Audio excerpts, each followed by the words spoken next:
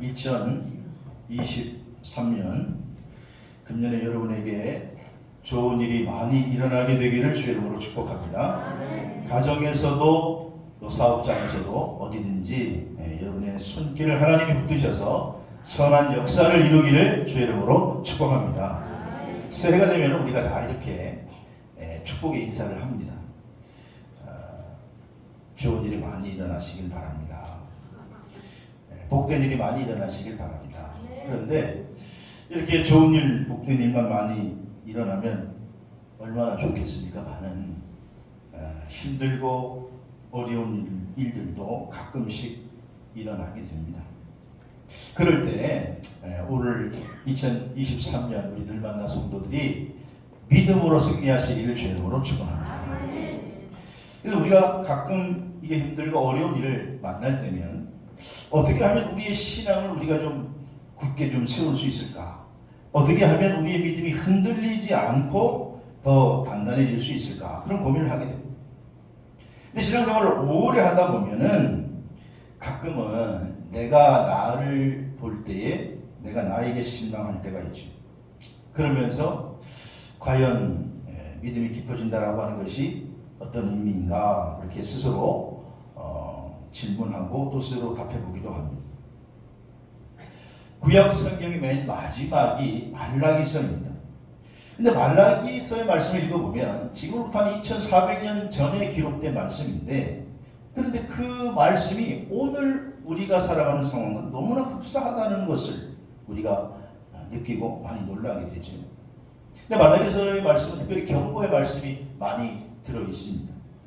근데 경고는 사실 누구든지 피하고 싶고 좀 듣기 꺼려하는 것이지만 그래도 지혜로운 성도들은 오늘 이 말씀을 꼭 들어야 될 줄로 믿습니다.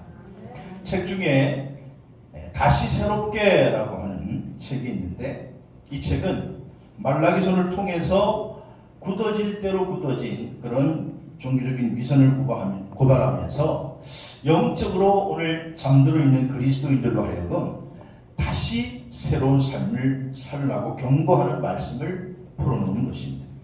그래서 여기에서 이 저자 이규현 목사는 다시 새롭게라고 하는 말을 우리 마음을 겸비하게 하여 하나님의 은혜를 다시 바라보리라고 하는 결단한 그런 마음을 다시 새롭게 하는 말로 사용하고 있습니다. 여러분, 오늘 2023년에 그런 마음을 갖는 신년이 되기를 주의 이름으로 축복합니다. 오늘 본문의 말씀은 에레미야 애가의 말씀입니다. 예레미야 선지자는요, 유다 16대 왕 요시야 왕 13년에, 그러니까 BC 627년부터 예루살렘이 바벨론에 의해서 함락되기까지 BC 586년까지 40년이 넘는 동안에 타락한 유다의 죄악을 책망하면서 하나님의 심판을 거듭 선포한 예언자이자 눈물의 선지자로 알려져 있습니다. 에레미야는 자신의 그 하나님의 말씀의 대언을 통해서 진정한 회개를 통해서 신실하신 하나님의 은혜로 인하여 유다 백성들이 다시 회복될 수 있다라고 하는 새로운 소망을 그들에게 전하고 있습니다. 새롭게 시작되는 2023년, 하나님의 은혜로 다시 새롭게 일어나는 복된 한 해가 되기를 주의 이름으로 축원합니다. 그래서 오늘 본문 말씀을 통해서 오늘 둘째 주일에 다시 새롭게라고 하는 제목으로 은혜를 나누려고 하는데, 다시 새로워져야 할 첫 번째는 교회가 다시 새롭게 일어나야 될 줄로 믿습니다. 오늘 18절 말씀을 보니까 시온산이 황폐하여 여우가 그 안에서 노나이다 이렇게 말씀하고 있죠. 지금 예레미야는 유다의 멸망으로 인해서 하나님의 영광이 가리워졌다 이렇게 탄식을 합니다. 그리고 그 탄식은 구체적으로 무엇이냐? 하나님이 거하는 시온산이 황폐해졌다라는 것에 대해서 예레미야는 탄식하고 있습니다. 여러분, 시온산은 어떤 산이냐? 시편 50편 2절에 보니까 온전히 아름다운 시온에서 하나님의 빛을 비추었도다 그랬습니다. 그러니까 성경에서 시온산이라고 하는 산은 하나님의 빛이 비추는 산이요 하나님의 임재가 늘 임하는 산이요 거룩한 산이요 신령한 산이 바로 시온산이라는 것이. 그런데 그렇게 귀한 산이 지금 어떻게 되었느냐? 황폐되어서 여우들의 놀이터가 되었으니 예레미야는 지금 그것을 가슴 아파하면서 탄식하고 있다는 것입니다. 오늘 18절 말씀에 다시 보면 시온산이 황폐하여 여우가 그 안에서 노나이다. 그러니까 여우가 그 안에서 논다라고 하는 말은 두 가지 의미인데, 하나는 지금 이 하나님의 거룩한 땅이 잘 살아야 할 이스라엘 백성들이 하나님의 심판을 받아서 그 땅이 완전히 지금 멸망되어 버린 비참한 모습을 표현하는 것이고, 또 하나는 동시대에 지금 활용했던 에스겔 선지자가 에스겔 13장 4절 말씀을 통해서 이스라엘아 너희 선지자들은 황무지에 있는 여우 같으니라 그렇게 말했습니다. 그러니까 에스겔 선지자는 유다의 지금 하나님의 말씀을 대언해야 할 유다의 선지자들이 타락해가지고 그래가지고 그들이 거짓 선지자들로 활동하는 모습을 보면서 황무지에 거하는 여우다 그렇게 표현을 하기도 했습니다. 다시 말해서 지금 눈물의 선지자 예레미야가 보니까 유대 백성들은 완전히 망해 있고 또 유다의 거짓 선지자들은 타락해서 완전히 시온산이 그런 여우들의 놀이터가 되었다. 그것을 이렇게 묘사하고 있는 것입니다. 자, 그렇다고 하면 2023년에 우리가 다시 새롭게 시작해야 할 시온산은 어디일까? 그것은 바로 하나님의 영광이 있고 주님께서 피로 값주고 세우신 몸된 교회인 줄로 믿습니다. 2023년 우리가 다시 새롭게 일어나야 하는데, 오늘 우리 교회도 다시 새롭게 일어나는 출발의 원년이 되기를 주의 이름으로 축원합니다. 교회가 다시 새롭게 일어나야 하나님을 기쁘시게 하는 교회가 될 수 있는 줄로 믿습니다. 우리가 지난 3년 동안에 코로나 팬데믹으로 인해서 세계에 있는 많은 교회들이 침체되었습니다.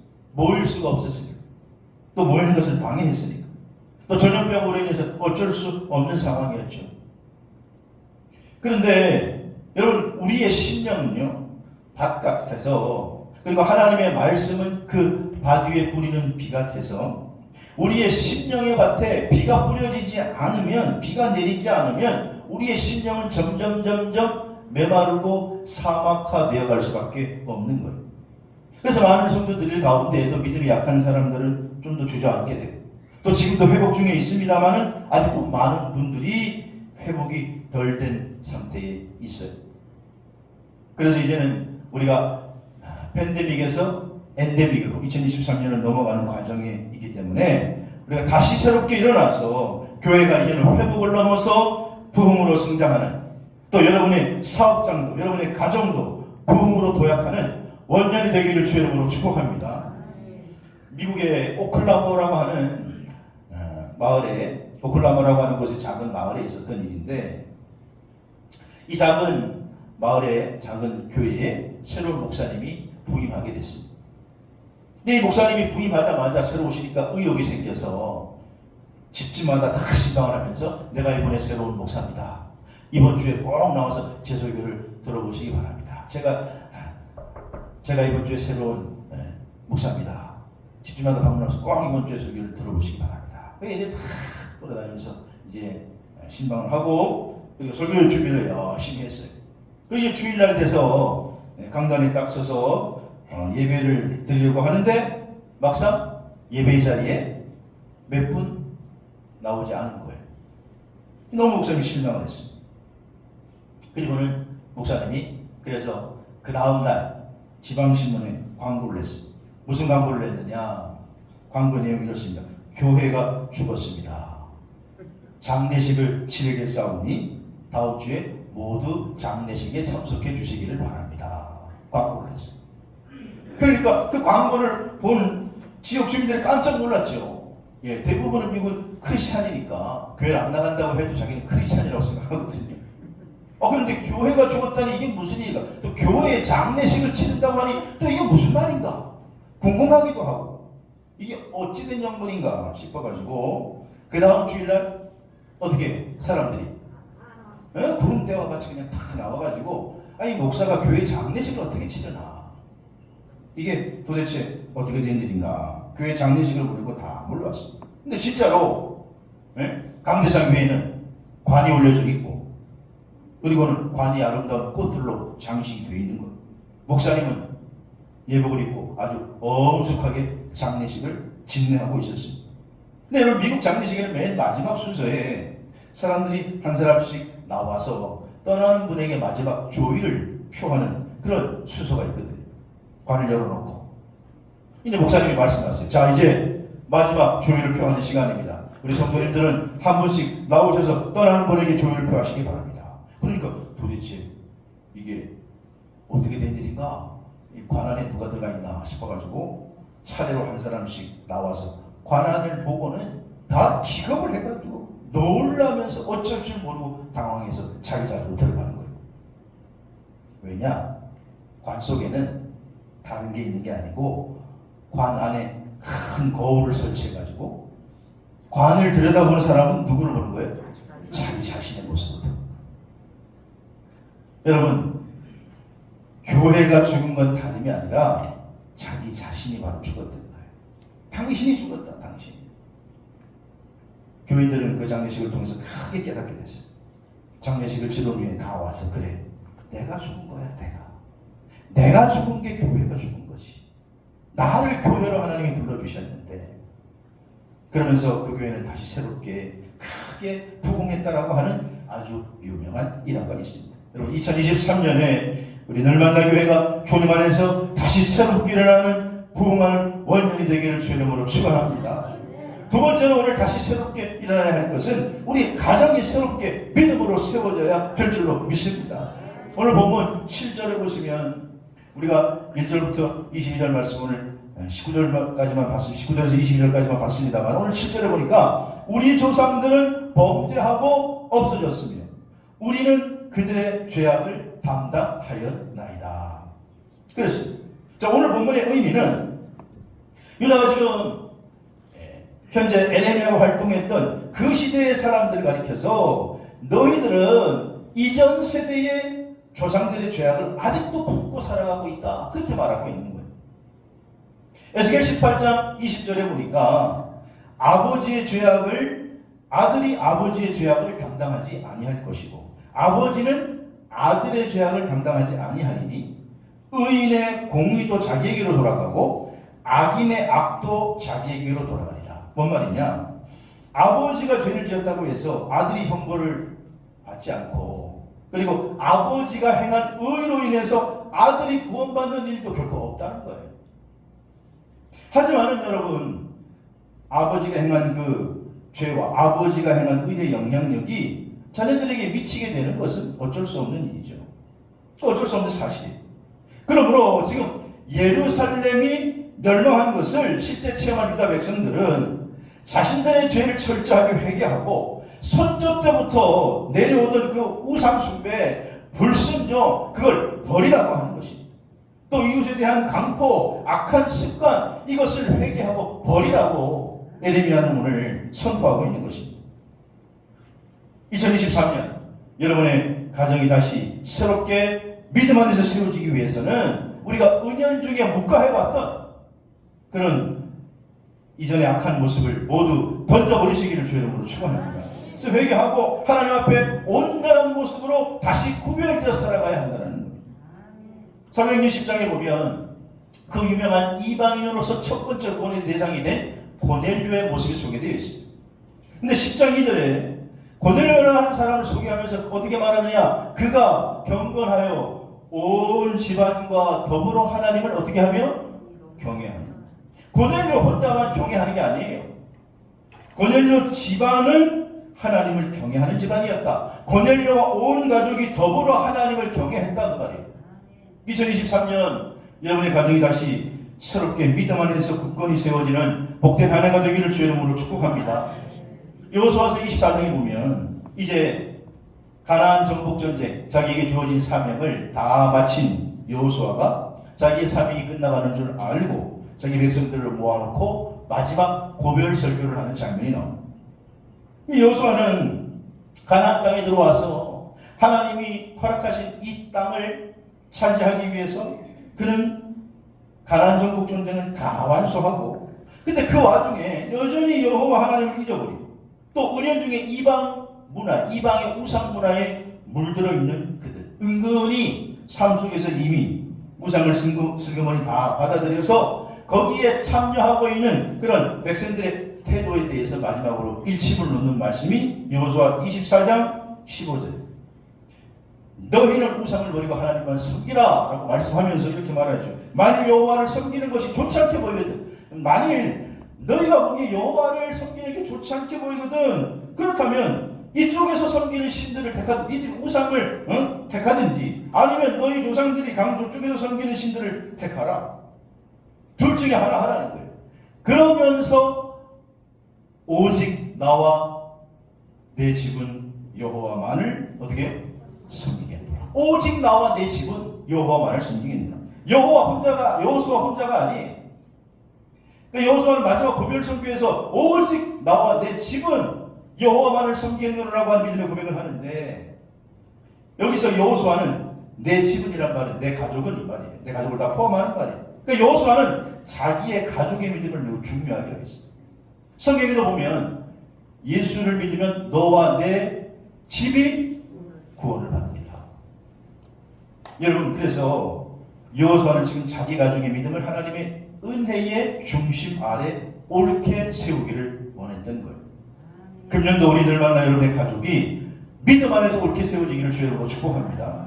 지난 3년 동안 우리가 팬데믹으로 가족들의 믿음이 많이 나태해졌어요.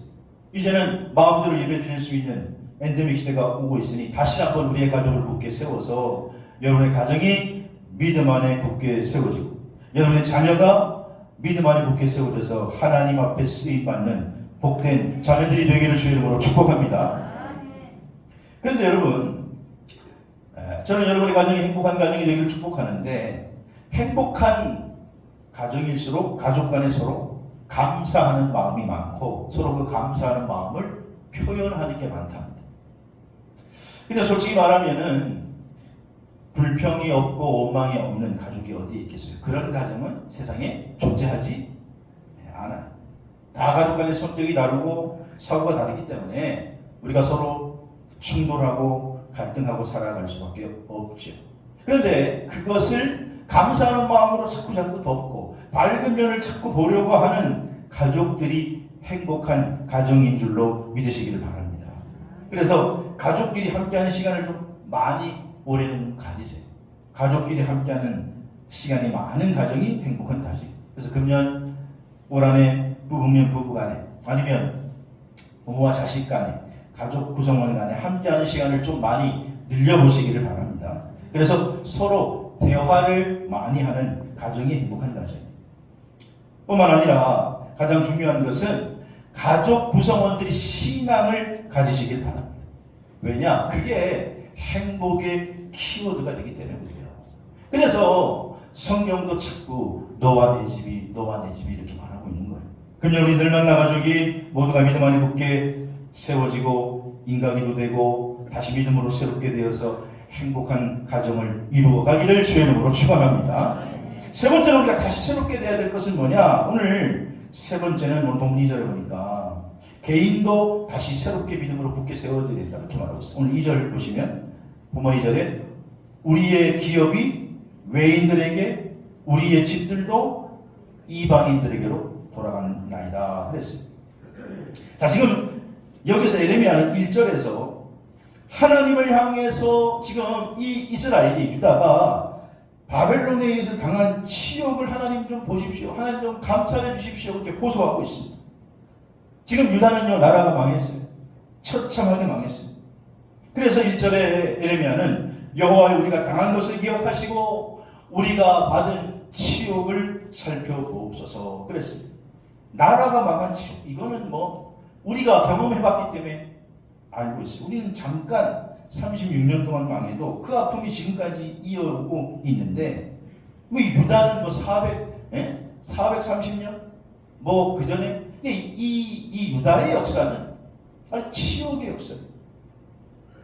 그래서 1절부터 쭉 40분을 말씀을 읽어오면 그 말씀이 되게 부담스러운 점이 많이 나와요. 그런데 에레미야는 2절 이하에서도 지금 계속 유다가 이렇게 치욕을 당하고 있는데 그 치욕이 이방인들로 인해서 굶주림을 당하고 압제를 당하고 있다라고 강조를 하면서도 사실은 이 비극의 원인은 뭐냐?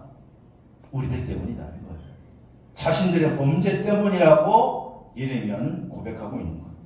여러분, 가나안 땅, 어떤 땅이 하나님이 허락하신 땅, 축복의 땅, 하나님이 특별히 이스라엘 민족에게 기업으로 주신 땅이 출애굽기 23장 30절에 보니까 출애굽기 23장 30절 내가 번성하여 그 땅을 기업으로 얻을 때까지 내가 그들을 내 앞에서 조금씩 내어 쫓아내리라.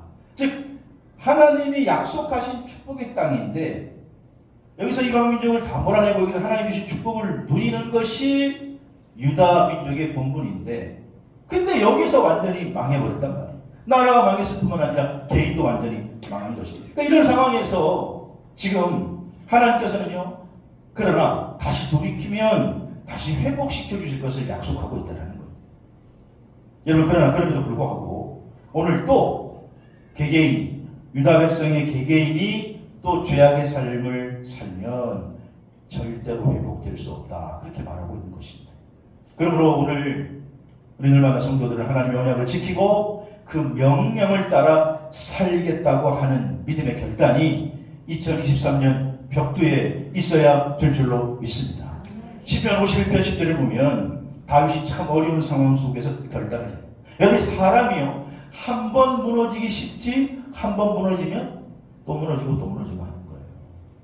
근데 시편 51편에 보면 다윗이 밧세바를 범하고 나서 그가 또 무너지고 또 무너지기 쉬운데 어떻게 얘기하느냐? 시편 51편 10절에 보니까 하나님이여 내 속에 정한 마음을 창조하시고 내 안에 정직한 영을 새롭게 하소서. 이게 다윗의 결단. 만약 다윗이 결단하지 않았다면 다윗이 이스라엘 나라의 진정한 왕으로 그가 통일 이스라엘 왕국의 왕으로 세워질 수 있었을까? 의구심이 듭니다.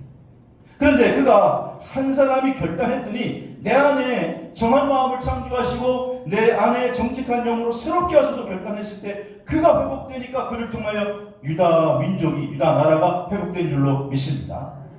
열왕기하 13장에 보면 우리가 잘 아는 요시야 왕이 종교개혁을 일으키는 성전 정화의 모습이 나와요. 요시야 왕은 온 나라 백성들을 예루살렘에다 소집하고 그리고 성전 수리 중에 발견된 율법 책을 낭독하면서 백성들과 더불어서 하나님의 말씀을 지키기로 결단해요. 열왕기하 23장 3절에 보니까 왕이 담위에 서서 여호와 앞에서 언약을 세우되 마음을 다하고 뜻을 다하고 여호와께 순종하며 그의 계명과 법도와 율례를 지켜 이 책에 기록된 언약의 말씀을 이루게 하리라 하매 백성들이 다 그 언약을 어떻게 해요? 따르기로 하니라. 백성들이 다 그 언약을 어떻게 해요? 따르기로 하니라. 그리고 이어지는 사절에 왕이 대제상, 부제상, hil기야와 부제상들과 문을 지킨 자들에게 명령하여 이르되 바알과 아세라 하늘의 일월 성신을 위하여 만든 모든 그릇을 여호와 성전에서 내다가 예루살렘 바깥 기드론 밭에서 불사르고 그랬어요. 여러분, 얼마나 이 하나님의 백성, 유다 백성들이 타락했으면요, 성전 안에 뭐가 들어가 있느냐? 바알과 아세라와 1월 성신을 섬기는 그런 우상 단지들이, 그릇들이 들어가 있는 거예요. 그래서 요시야가 그것들을 얻어가 버리고 나가서 기드론 바깥에다가 불사르고 성전을 정화시켰다는 거예요. 하나님의 말씀으로 요시야는 종교 개혁을 이루게 됩니다. 그래서 요시야 한 사람이 일어났을 때 이스라엘 전체가 말씀 앞에서 돌아오는 축복을 얻게 된 줄로 믿으시기를 바랍니다. 그러므로 다시 새롭게 해야 할 세 번째는 나 개인이 2023년 새롭게 믿음으로 굳게 세워지는 복된 한 해가 되시기를 주의 이름으로 축원합니다. 1882년 우리나라 역사에 이모 군란이 일어났습니다. 이때에 명성왕후의 목숨을 지키려고 하는, 그때 그 명성왕후의 목숨을 지키는데 공헌한 이수정이라고 하는 사람이 있습니다. 이 이수정이 당시에 농부로 변장을 해서 명성왕후를 지게에 걸음을 싣고 나가는 것처럼 꾸며가지고 그래가지고 궁궐에서 빠져나와서 명성황후가 목숨을 구하게 됩니다. 그래서 충주로 피신시켰다가 나중에 무사히 황궁시키는데 큰 공을 세워요. 그래서 후에 고종이 이것을 기억하고 이수종의 공로를 인정해서 그를 다시 일본으로 유학을 보내게 됩니다. 그래서 그가 일본으로 유학을 가서 일본의 대표적인 농학자인 츠다센이라고 하는 사람 밑에서 배우게 됩니다. 근데 다행히 감사한 것은 그 츠다센이라고 하는 사람이 크리스찬이었습니다. 그래서 독실한 기독교인이었기 때문에 이수정은 일본의 대표적인 농학자인 츠다센의 집에서 암암리에 하나님 말씀도 읽게 돼요. 그 집에 츠다센의 집에 가봤더니 한문 족자가 하나 걸려 있는데 한문 족자에 쓴 글귀가 자기가 평소에 보지 못했던 말이란 말이에요. 그게 뭐냐? 팔복의 말씀이 그 한문 족자에 걸려 있었어요. 심령이 가난한 자는 복이 있나니 천국이 될 것이다. 또 애통해 하는 자는 복이 있나니 위로를 받을 것이다. 그런 말씀이 축축해 있는, 야, 이 참 말이 참 좋다, 귀하다. 그래서 감명을 받고 있는데 그 물고머니 바라보고 있던 이수정에게 이 츠다센이 다가와가지고 이게 무슨 말인지 아느냐? 잘 모르겠는데 참 말이 참 좋다. 그래서 그걸 설명을 해주고는, 그리고는 한문 성경을 선물로 주게 되죠. 이수정이 이제 생전 처음 성경을 받았는데 이 읽어보니까 참 그전에 들어보지 못한 말씀이에요. 그래서 그 후에 성경 읽기에 몰두를 하게 되죠. 그리고 어느 날 잠을 자다가 꿈을 꾸는데 신기한 꿈을 꾸는 거예요. 자기에게 낯선 사람들이 찾아왔는데 그 낯선 사람들이 책을 한 보따리씩 안고 자기에게 찾아와요. 그 꿈속에서 이수정이 그 사람에게 물어보죠. 아니 그게 뭐예요? 그랬더니 이거는 당신 나라 조선에서 가장 귀한 책이요. 그래? 그게 무슨 책이요? 그랬더니 성경이라고.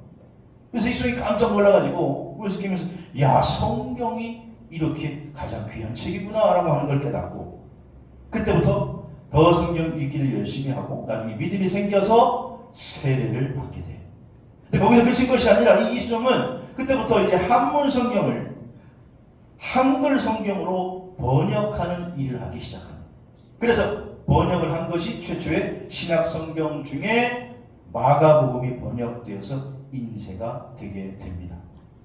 그 다음부터 이수정이 꿈을 바꿨어요.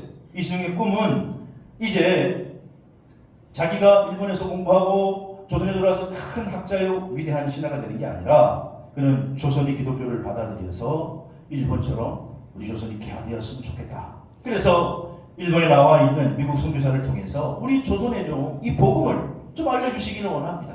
선교사들을 좀 보내주셔서 우리에게 좀 복음을 깨워주시기를 원합니다. 그래서 미국 선교부에 편지를 보내게 됩니다. 그래서 그 편지를 받은 1년 후에 마치 다 선교사들은 어디로 자기가 어느 나라로 갈지를 결정을 하고 기도를 하는데 그때 어디를 갈지를 결정을 못하고 하나님 내가 어느 나라를 가야 되니까 고민하던 청년 둘이 있었는데 마침 그때 이 편지를 받고 조선의 선교사를 보내달라고 하는 편지를 받고 감동을 받은 두 사람이 있어요. 그게 누구냐? 누구게 있어요?